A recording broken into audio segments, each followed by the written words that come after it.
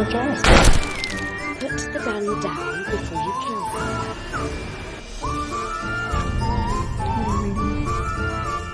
Teenage Girl's Diary.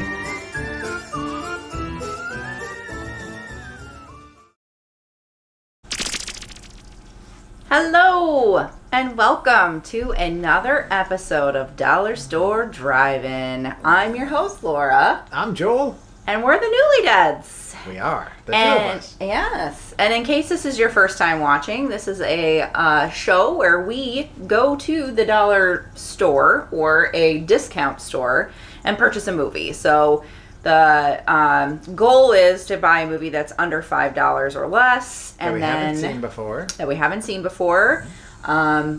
We try to make them kind of obscure. Sometimes they're not. We stick to genre movies, specifically horror and occasionally Thriller. Thrillery, sci-fi, horror type thing, but no like romantic comedies or things like that. No. Unless there's spooky elements, then maybe. We'll see. Yeah. Yes. Primarily horror movies. Yes. Yeah. Then we watch the movie and then we review it. Like this. Yay! So, just in case, also, if you're watching this, and this is airing on our, the first time, right, for the first time, so if it's airing on Wednesday, please log in to your computers and you can chat with us live. Yes. So, you'll most likely be talking to Joel because he is our computer expert. We also record this inside of our home, so you may hear or see dogs. Like right now, Shaggy is literally laying in front of the camera right there. You can't see him because he's just out of frame. Yeah. But I heard him making noises, so you might have picked that up on the camera, and we can't really pick it up because the mic is right there. And Bailey's over here, and Bailey's I think over he's here, making some grunting noises as well. If you hear any weird noises, it could be the ghosts that live inside of all of us, or it could just be A dog. dogs. Yes. So, just a heads up. Yeah. So what did we watch this week? This week we watched the film that is sitting to the left of me, the Shudder original, The Pale Door. It is a very pale door. Yes. And The Pale Door, I think it originally probably popped out to Joel because it says on the front cover it's presented by Joe R. Lansdale, who is the writer of Bubba Hotep and Cold in July. But incidentally, Joe R. Lansdale did neither write nor direct this film. No. So I'm not sure what misleading when they do presented. that. Is that produced? I mean, typically they'll throw in there a producer of such and such, and they'll pick a really popular horror movie, and they probably were a producer or an executive producer or an executive producer, but they don't have anything else to do with it, so producing and writing or directing is not the same thing. Yeah. You're just getting the monies and stuff. Yes. So Also, misleading. Melora Walters, yep. yeah, is in it. She too. is. So she's like really, she's not the only name, but no, there was a whole bunch of people that we recognized for sure. We'll get to that in a second. Why don't you give us a breakdown of the plot there? Sure. So the Dalton gang find shelter. They're sheltering in place? Yeah. The Dalton gang seek shelter. find shelter. Yeah. It says, in seemingly uninhabited ghost town after a train robbery goes south. Seeking help for their wounded leader, they are surprised to stumble upon a welcoming brothel in the town square. But the beautiful women who greet them are actually a coven of witches with very sinister plans for the unsuspecting outlaws, and the battle between good and evil is just beginning. I mean, that's pretty much the whole movie. That's pretty much start to finish the premise, the plot, the film, I feel like on the back of this they should have said, but the beautiful women have sinister plans or something. You know what I mean? Like, why are you gonna spoil it by just telling them right off the bat that it's a coven of witches? Yeah. It's like you go into a movie, you don't want to know the ending before it starts, because then where's the shock, surprise, the fun? For sure. It's like, hey, here's Star Wars. Guess what? This guy in black over here is this dude's dad. Enjoy the film. You spoiled it for me. I would hope if they haven't seen it by now. Just kidding. Just kidding. So this film, I don't think I did not jot down when this was released. Oh. What did you jot down? And I'll look for that. I have lots of things here. So it was directed by Aaron B. Kuntz, who is the man behind Scare Package 1 and 2, which I did a couple of segments for those. If you've not seen Scare Package, it is also a Shudder original. This is 2020. We have not seen part 2 yet, Rad Chad's Revenge, but part 1 is phenomenal. Joe Bob's in it in the last segment. which is kind of the wraparound segment. But he's in the very end, along with Darcy, and it's just a lot of fun. It's super disgusting, but it's a lot of fun. You remember that one? Yeah. Yeah.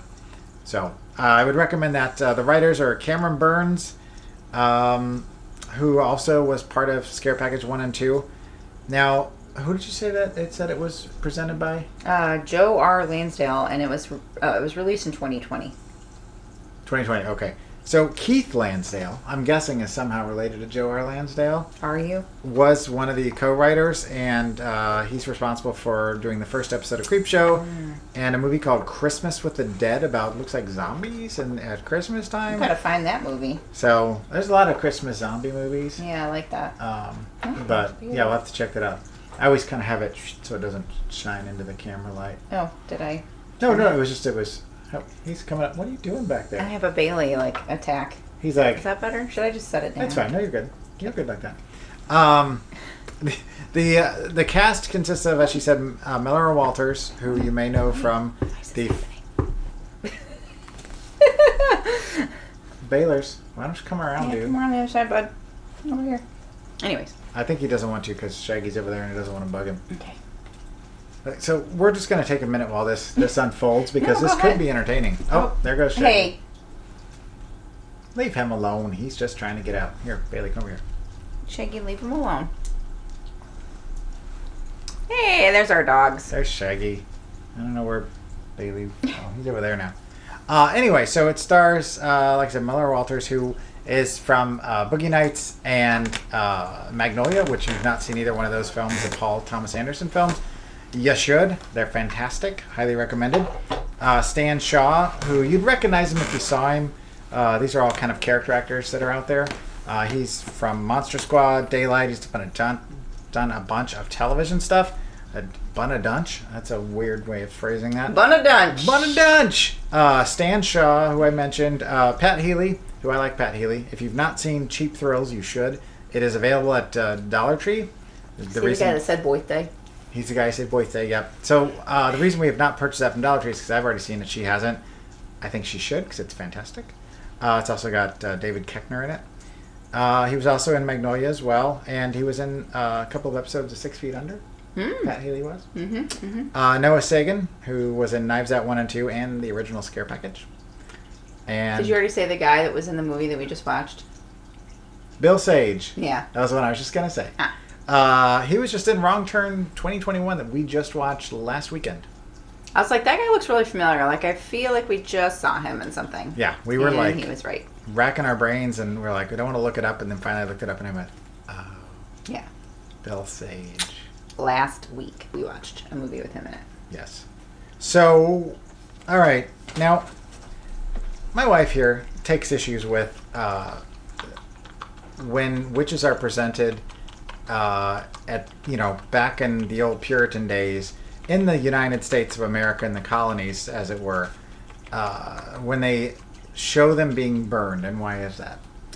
Well, should we show the trailer, or do we want to? We can. Let's give you the trailer. Give a little context. So that way you can see what we're talking about. Circle back. And then circle back. But I do want to discuss that. We'll come back to that. Part of half my thing. So. Yeah, and it's in my notes too. Yeah. So see, we've always got notes with pictures and things on them. So anyway. Oh, so we'll be right back.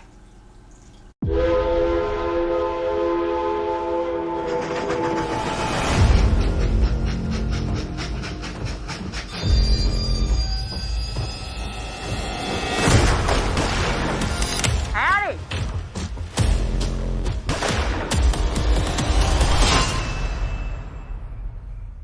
Where's the goddamn sink?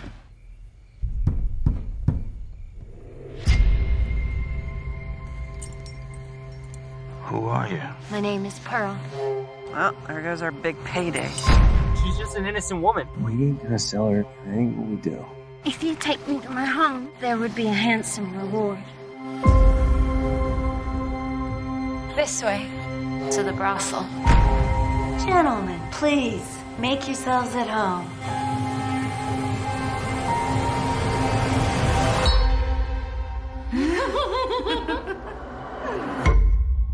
I understand there was a reward. Of course. A handsome sum for these handsome men.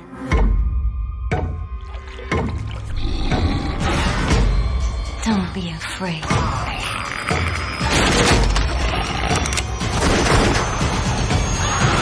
What just happened? We gotta get out of this too. Either find our way out of this or go down swinging.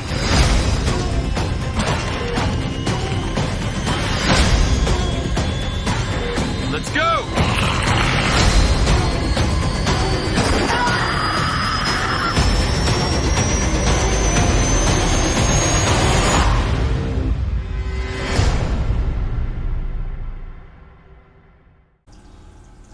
And we're back.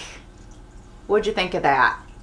It was I always joke about an oven of witches instead of a coven. I've made that joke for as long as I can remember, and the way that they look in this film, I think an oven is probably accurate. Yeah. Because they're burnt. Yes. You burnt. So, Burnt. when you were talking previous to the... Yes. The snippet. Remember, I called it a snippet. The snippet. The snippet. The collection of snippets that Yeah. makes a trailer. The issue that I have is like when people throw out like historical names and historical Like time periods, Cotton right? Mathers, for example. Cotton Mather, like part of the Salem witch trials, right? And Salem witch trials to begin with. Everybody knows what that is. Yeah. Or do I always they? have kind of an issue with that when I don't know. It's like a people always think that witches were burned. No one was burned. Like as far as I have understood and have like listened to and read and whatever, they've never burned witches in the United States. She's well versed on witch lore. Yeah, done I a mean, lot I of just study, and it's a point of fascination for It me. is. It's yes, I'm fascinated with the Salem witch trials and kind of what went on, things like that, and I just feel like we need to stop.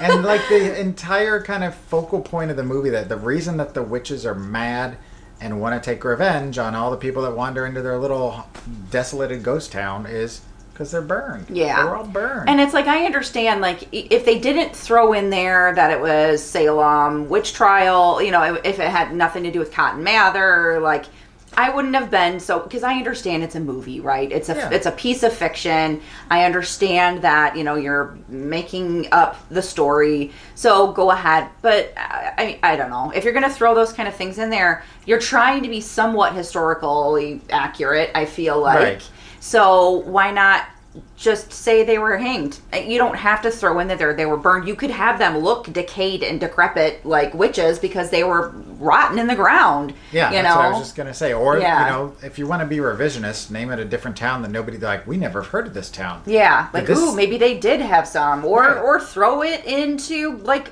I don't know, like a different part of the world, because there are places who burned people, but it was for being a heretic. So, A little different. not necessarily for being a witch. But, like, even then, if they, let's say they hung 13 women or however many it was, and then they put them in a big pile and then they burned the bodies. Okay, there you go. There's your Right. problem solved, and you're still not revising history and making something Yeah. not true. So it just makes me feel kind of like icky, like when somebody goes balls to the walls with like burning witches and stuff, because that's not a thing.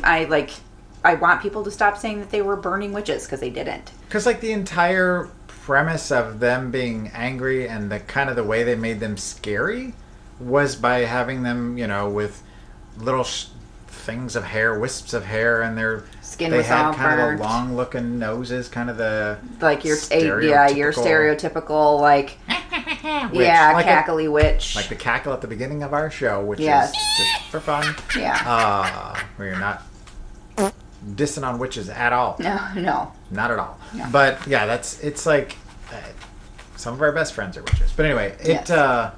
it's just like, come on, man. Really? What are you growling at? He thought He's mad too. Oh, I thought you were mad about what I No, was saying. Joel too. gets going with his arms and he Yeah, makes let like go. pounding noises, and then my dog ends up thinking it's like somebody pounding at the door. It was Papa. Buddy.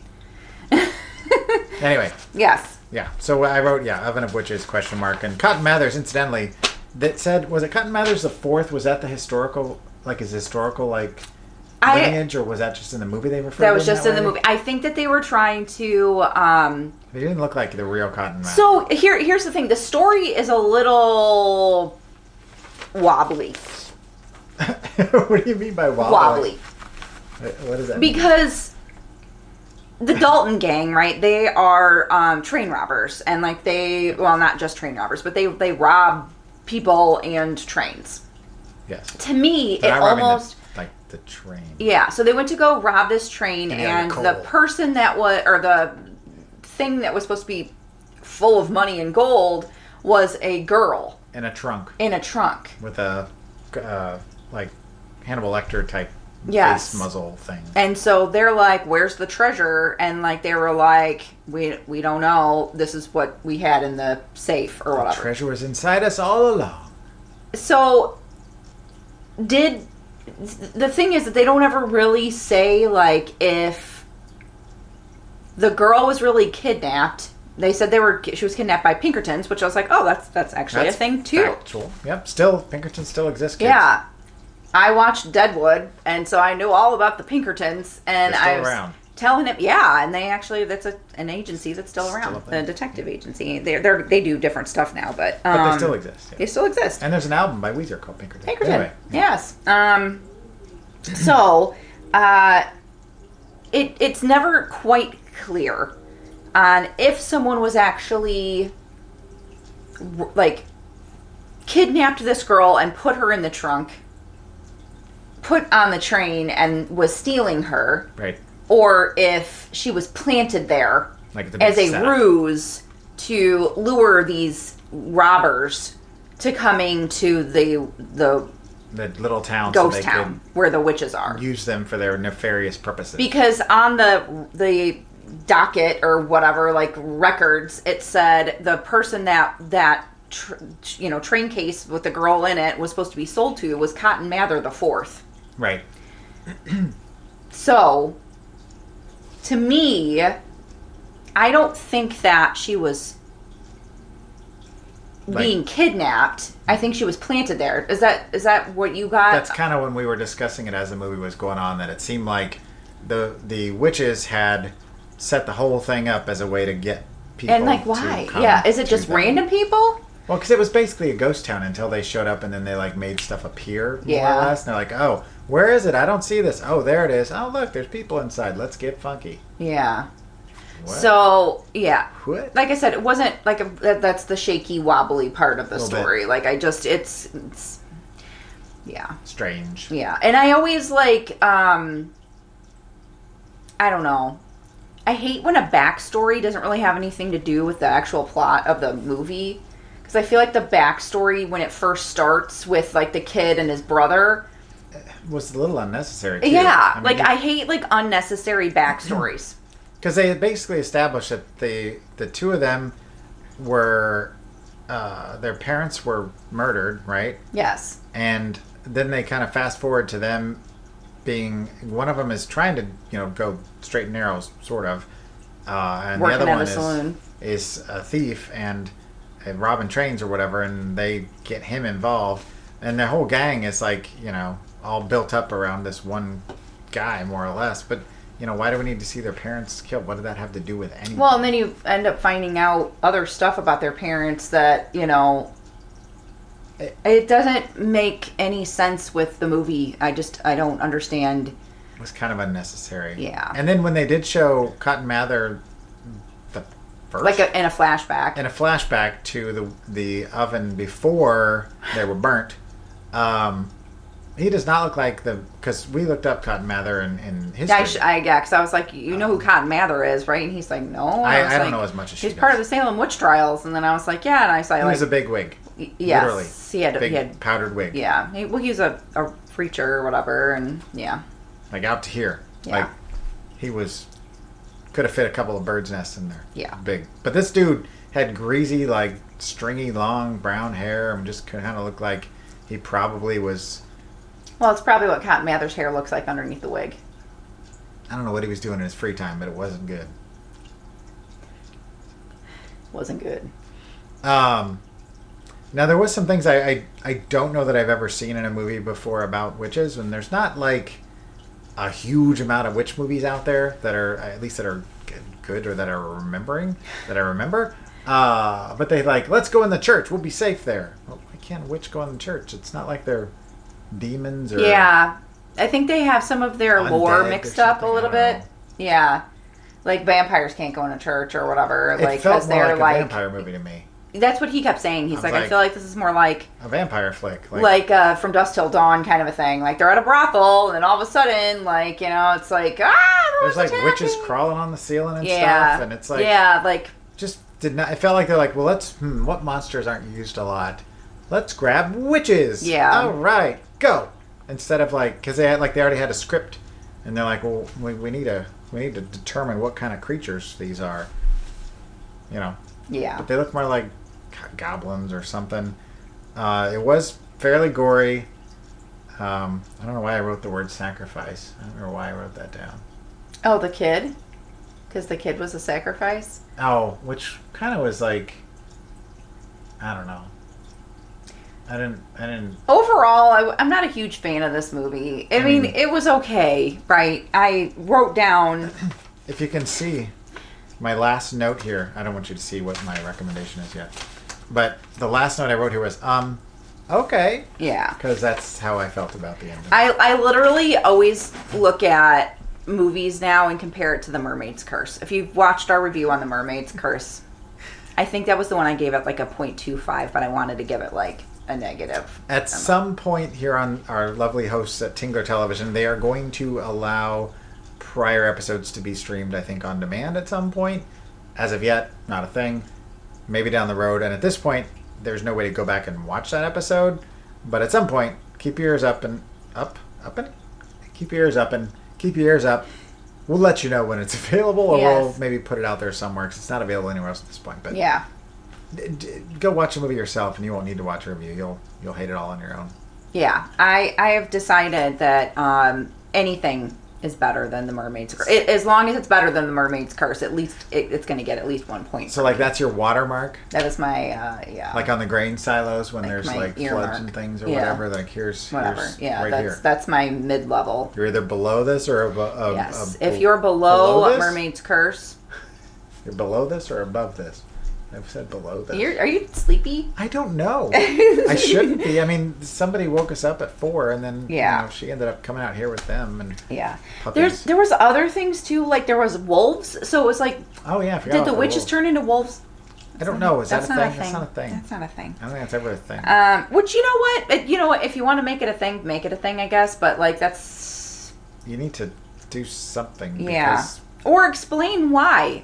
And it's not like witches don't have a whole exist. Backstory about two guys that like doesn't really matter to the plot at all. At all. Doesn't matter to the plot other than trying to lure that kid into staying. Yeah, I don't know. I mean, it's like if you're going to have goblins, okay, they don't really exist. If you're going to have vampires, technically they don't exist, at least in the form that, you know, Bram Stoker created.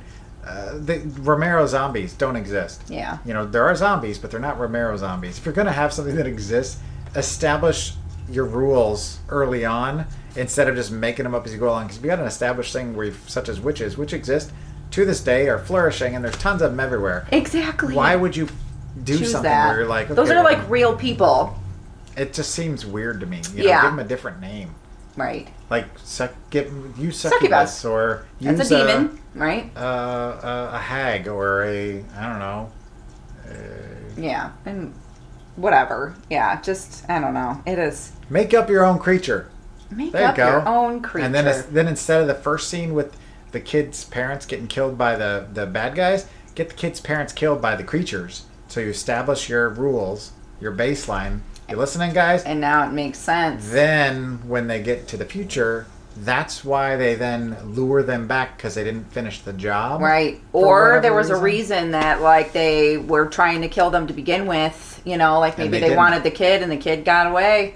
Kid had some sort of special blood type that they needed for their something hag with rituals. Yeah, I don't know. I'm sad. See, we just wrote a better movie. There was some pretty good gory parts, I will say. Like like the boot in the mouth. That was pretty gross. That looks painful. Yeah. I wrote down "birth me from your mouth" and I drew a crow. Oh, yeah. Yeah. Then the That crow was just like, came out of someone's mouth at one point. Yeah. It was like, So there were some like good effects, right. practical effects, I feel like. it You know, pretty looked gross. Okay, it didn't look super high quality. Yeah. Even for being Shudder. They it were was still okay. in a low rent. Yeah. I don't know. But it was not anything worth mentioning. To Agreed. be honest, I didn't care for it. Since it was a Western kind of movie, I'm going to say that we're going to give it a scale of out of 1 to 5 boot spurs. These spurs are made for jabbing, and that's just what they'll do. So out of 1 to these days, 5. these boots are gonna rip the face off of you. Yeah. I went a little too low there. I could hit anyway. So 1 out of 5 boot Boot spurs. spurs. Man. Okay, for the cast alone, that's it. Just because there's a lot of actors in it that I can get behind, I'll give it 1 star. Yeah. One boot spur. I gave it 1 because it's It's anything that's more entertaining than Mermaid's Curse from now on, in my opinion, is going to get 1. But from there, they either earn more or they can subtract, right? So I'm giving them 1, but then I'm subtracting a half a point for Burning the Witches. Whoa, this is a fun little math problem. Yeah, so they get a half. So it's a half. A half a boot spur. Wow. You can't even rip someone's face off with that. No, you're not even going to stop the horse. The horse is going to be like, see you, buddy. Yeah. Giddy up yourself. I hope that you are listening to Joel's suggestions. If you have written this movie, and in the future, maybe use some of those tactics. I feel like that was a good, like you said, make the creature the one that kills them in the beginning, and then it ties it all together.